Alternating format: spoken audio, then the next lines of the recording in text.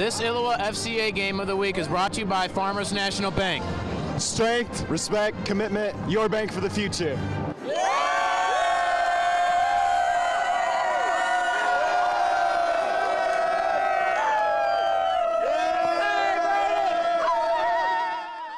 The Prophetstown Lady Prophets are back for a second helping of the state finals experience, and they've got first place on their mind. But it's first things first as they match up with a tough Moweaqua Central A M squad in the semifinals, a team that has dominated their way down to state and has only one loss on the season.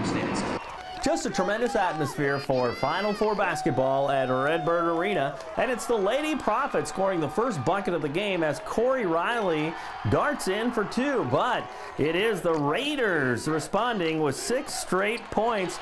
That is Kaylee Hennings receiving the lob and finishing the deal, but Prophetstown comes right back. Claire Kramer with the pretty little drop step, followed by Riley on the driving bucket, ties the game up at 6. But Hennings, she can handle the ball, she can move, and she can go wall to wall for the layup.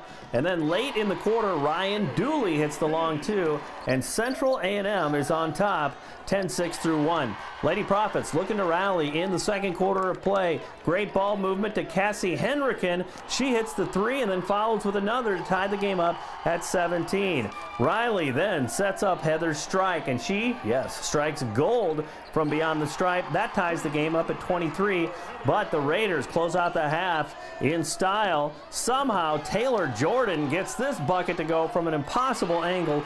32-25 Central A&M at the half. Third quarter, can the Lady Prophets make a move? Riley scores on the runner to cut it down to 3, and then Kramer hits the fadeaway. It's just 32-31. Still playing catch-up. Riley drives for another bucket. That trims a lead down to 34-33. Central A&M turns to the inside game. Micah Maples gets it done down low. It's 36-33, and then Taylor gets it done with the layup after the turnover as the lead is extended to 38-33. Prophetstown getting a lift off the bench. Courtney Pearson with the offensive glass and the putback, cutting it to 38-35. But Central A&M just has the answer all night. It is Kayla Gibson hitting from downtown, extending the lead to 6.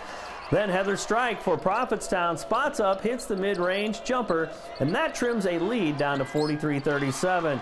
Then Kramer gets it done in the paint as she's starting to feel it. It's just 43-39, and then a wild scramble to close out the quarter. Both teams turning it over, and Shelby Adams picks up the loose ball. Desperation shot is good, but not before the buzzer. They weigh it off. How big would that be? Fourth quarter, Adams, this one counts as she hits from downtown. It's just 45-42. And then Adams on the inside, and she's fouled there within striking distance. But Central A&M goes to Jordan as she wins the big rebound battle. She puts it in as the Raiders extend the lead to as many as 8. Lady Prophets coming back. The inside dish to Michaela Bolton for 2. And then Henriken with a 3-ball. It's just 52-49 as we hit crunch time. Prophetstown, and again it is Adams from the top of the key with 21 seconds to go. 55-52, but it will not happen as Jordan hits a free throw with just precious ticks to go. They were 19 of 22 from the free throw line as it is Central A&M knocking off Prophetstown 56-52. So the Lady Prophets will play for third place against Iroquois West, with the Lady Prophets taking a 30-4 record into the third place game. They weren't really tall. I think the tallest girl was 52, which I had to guard a couple of times, but they were identical to us. They shot really well, which we have our shooting nights, and they drive, which that's what we do as well. So it was kind of cool seeing a team just like us, but we knew that we had to try to do something to try to beat us exactly. You guys, you know, like Coach said, is your game plan is to establish a lead and set the tone, set the pace of a game, the tempo. I mean, what was it like battling back when they had the answer to whatever you guys had to? Yeah, like Coach always says that for every move there's a counter move, and normally we're used to like spreading the court out and controlling the tempo like he said, but I think honestly they control the tempo more because we were trying to get back and trying to to score to catch up, but they were a really good team and they proved themselves out there. I think we did as well, but they came out on top. Well, you get to play one more game too. I mean, there's a lot to celebrate in that too, isn't there? Yeah, there is. And so it'll be our last game ever. Some of us, we don't know if we're going to go play basketball in college or not. It's our last game together since 5th grade. So whether we win or lose, it's going to be emotional no matter what. If we win, it's because we got 3rd, but it's also going to be our last game. So there's going to be tears no matter what, that's for sure. It hurts to not get over that hump, but we got a game tomorrow. We got to go out and win it. And I wish I could have done more for our team today, but you know, life goes on. We got to go get that game tomorrow, and hopefully we can actually get over the hump tomorrow and just come out with a fire in our belly. When you're playing a team that grinds and gets after it just like you do, I mean, at a lot of levels, it'd be a pleasure, you know, because you knew you were in a battle. Yeah, definitely. They were a team that were definitely going to come at us hard. I mean, they came out harder than I thought they would, and unfortunately, we could have made more drives, but we tried our best. We put it all out there, and unfortunately, they came out on top.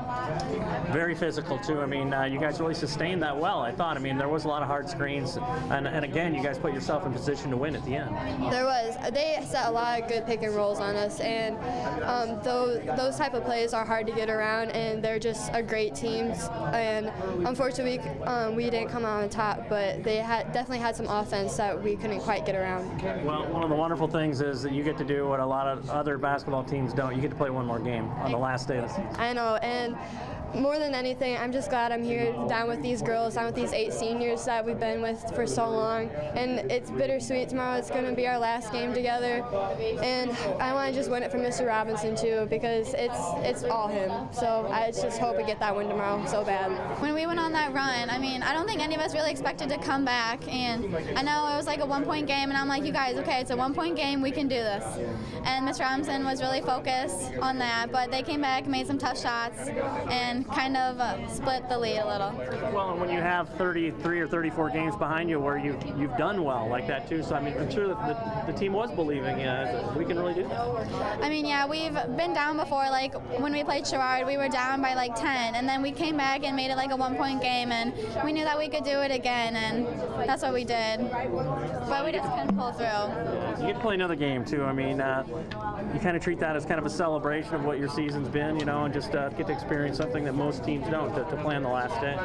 I mean, yeah, that's what Deb was saying, that there's a lot of teams that's at home right now and wishing they could be in our shoes, and I don't think we really realized that after the game when we were crying and really upset, but we're just really happy to be here and definitely ready for tomorrow's game. It was a great game, both teams. It was like they were exactly like us. I mean, when one person was not shooting right, the other person was, and I mean, like it's definitely hard to defend that, and like I feel like now we know how other teams felt when they were playing us, but I feel like just like a few turnovers and here and there, and like it was just back and forth, and I feel like we did play a good game even though we did have mistakes, but I feel like we did have a good game all around. Well, obviously they were doing a lot of great things, including free throws, you know. I mean, that was a difference maker in the last 3 or 4 minutes especially too. Yeah, you can tell like their offense was mainly pick and roll and getting that drive, because they showed on the free throw line how good they were shooting them, and I think that was mainly their offense, and we tried running that, but they did set some hard screens, and I feel like just like a few times we got wrapped up in the moment and they made the shots. And yeah. Well, what's the mindset for someone who gets to play on the last day of the season?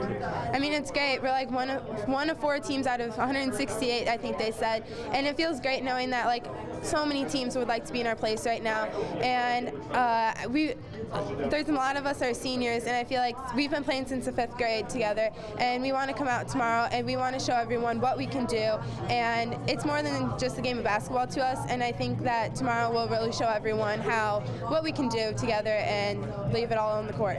It's nice to know that we gave it our all. Like that's all we can ask for, and that's all Coach asked from us. And it's just like if we lose, I want to lose to a team like that, because they reminded me so much of us, just because the whole game back and forth, and so that's what How special is it to play for a coach like that? That's not biting your head off, and that appreciates effort? Yeah, we love Mr. Robinson. Like, he teaches us more than just basketball. He said you can either respond or react, just like you are, and just like life. Like, you respond or react, and what we're choosing to do is respond for the next game. And you get to play one more, too. I mean, talk about that. What you expect, how the girls will come out when they run to that floor tomorrow, playing for third place on the last day of the year.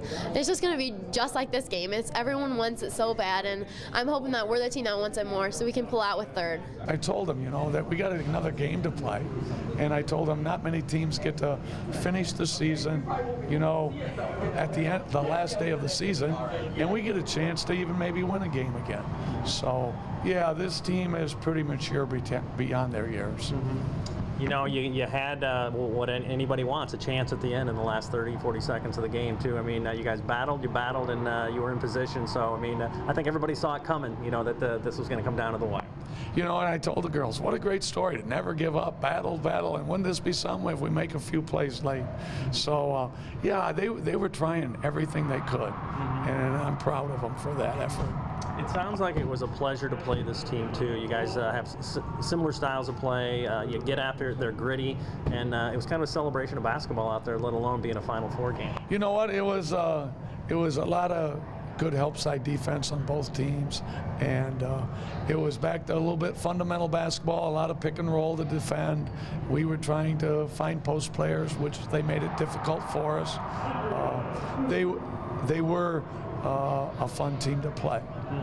And what's the message now as you get to play one more with these girls, this wonderful group of ladies, and especially as you consider the seniors? Well, you know, I think that could be tough because they've played a lot of basketball for the last 4 years in the high school program. What's going to be neat is they get a chance to play together, and I don't think they really care who gets the credit, and that shows sometimes in our scoring, the balanced scoring, you know.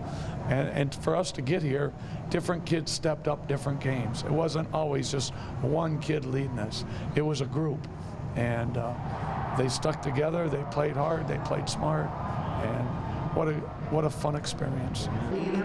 Hey, Prophetstown's got it going, FCA on their campus. Are you the one who's going to start FCA at your college, high school, or middle school? To find out how, you can contact me or check out our website at illowafca.org. With the FCA Game of the Week, I'm Dan Pearson.